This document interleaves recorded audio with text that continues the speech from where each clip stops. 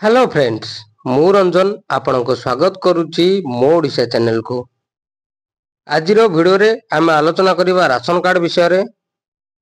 मंत्री कृष्णचंद्र पात्र आज राशन कार्ड को नहीं एक गुरुत्वपूर्ण सूचना देइचंती। देखंतु ये एक बड़ सूचना जे जून मासरे कटिबो 20 लाख राशन कार्ड। तेणु करी एई वीडियो रे आम जानिबा जे को माने एई कार्ड वंचित हेबे बा 20 लाख मध्य कौ माने सामिल हेबे। देखंतु एई 20 लाख रे आपण सामिल अछंती कि नहीं एई वीडियो रे आपण जानंतु एवं समय थाउ थाउ निजको सतर्क करि नियंतु। जदि आपण एई काम न करूचंती तेबे आपण कार्ड एई 20 लाख मध्य सामिल हेबो बा आपण कार्ड मध्य कटि जिवो। तेणु करी वीडियोटी को शेष पर्यंत देखंतु एवं मु जा जा कहूची से करि नियंतु, जहा फल रे आपण को कार्ड कटिबो नहीं। पूर्वपरी आपण जेमती राशन पाउथिले सेमिति आपण पाई परिबे। वीडियोटी को स्किप न करी शेष पर्यंत देखंतु। चैनल को सब्सक्राइब कर नथिले चैनल को सब्सक्राइब कर नियंतु।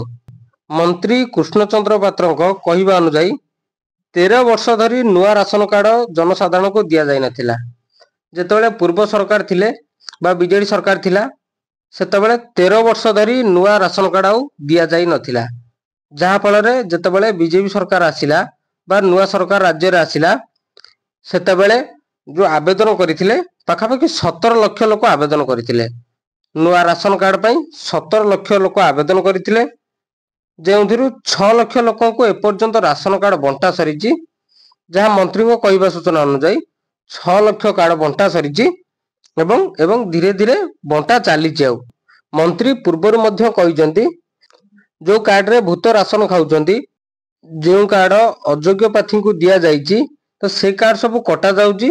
से कार्ड कटा जिवा परे सेई कार्ड को नुआ जो माने आवेदन करचंती सेई माने को दिया जाउची। एई भली पर्यायक्रमे सरकार आकु रोटेशन करूचंती। जो माने अयोग्य हिताधिकारी सेमान कार्ड को कटा जाउची एवं सेई कार्ड को जो माने नुआ आवेदन करचंती सेमानक मध्यरु सर्वे करा जाई जो माने योग्य हिताधिकारी सेमानक कार्ड दिया जाउची। एबे आवेदन प्रक्रिया मध्य चालू रही। जदि आपण ए पर्यंत मध्य राशन कार्ड आवेदन करि नांती ताले आपण एबे आवेदन करि नियंतु, कारण के मुहूर्त रे मध्य पोर्टल बंद हेई पारे। तेनु करी आपण जाई ब्लॉक ऑफिस रे नचेत सीएससी सेंटर रे जाईकरी आवेदन करि नियंतु। जदि एबे आपण आवेदन करि नउचंती ताहले किछि दिन मध्य रे आपणकर वेरीफाई हबो। वेरीफाई हबा परे आपणको नुआ कार्ड दिया जिवो। देखंतु ई जो कार्ड कटिबो रहिला 20 लाख, तो ये 20 लाख कार्ड केमिति कटिबो।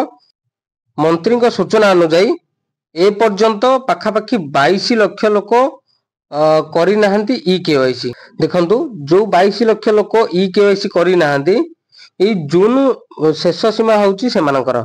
ए जून मासर शेष सुधा ई केवाईसी बंद होई जिवो, जहा फल रे पाखापाखि आ मात्र 2 लाख लोक ई केवाईसी करि नै पारंती। तेनु करी बळका थिबा 20 लाख लोक जो माने ई केवाईसी कले नाही सेमानकर कोन करा जिवो ना सेमानकर कार्ड को काटी दिया जिवो।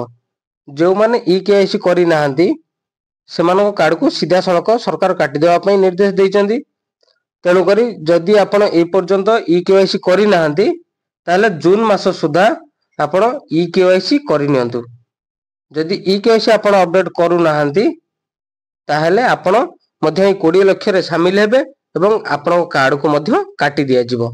तेनु करी जदि आपण निज कार्ड को सुरक्षित रखिबा को चाहुचंती बा निज राशन को आपण रेगुलरली पाइबा को चाहुचंती ताहले आपण ई केवाईसी करि नियंतु। देखंतु एठी आपण ई केवाईसी केमिति चेक करियो मध्य मु आपण को पूर्व वीडियो रे बतैची। ए वीडियो रे मध्य कहि दउची। देखंतु foododisha.gov.in को आसीबे। सर्च कला परे एई भली पेज को आपण आसीबे। एई भली पेज को आसिला परे एठी आपण को रहउची ई केवाईसी बा नो योर ई केवाईसी। एठी आपण क्लिक करिवे।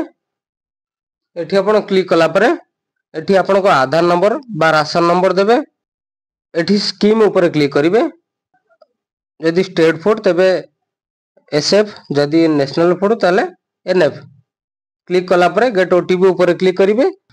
आपण ओटीपी दबा परे आपण को शो करि जिवो जे आपणकर ई केवाईसी अपडेट अछि कि नाही। जदिओ आपणकर ई केवाईसी अपडेट नाही ताहले सीएससी सेंटर को जाई आपण बायोमेट्रिक सहायता रे एवं जो आई साहाय्य आपण निजर ई-केवाईसी करि नियंतु। ठीक अछि। या द्वारा आपण 20 लाख जो हिताधिकारी कटिबे ताथिरु आपण वंचित हेबे। तो आज पई वीडियो रे एतिकी। जदि वीडियोटी आपनको भल लागिछि ताहले लाइक शेयर करिवे एवं एई भली इन्फॉर्मेटिव वीडियो पई बा समस्त सरकारी योजना उपरे जानिबा पई एई चैनल टी को सब्सक्राइब करिवे।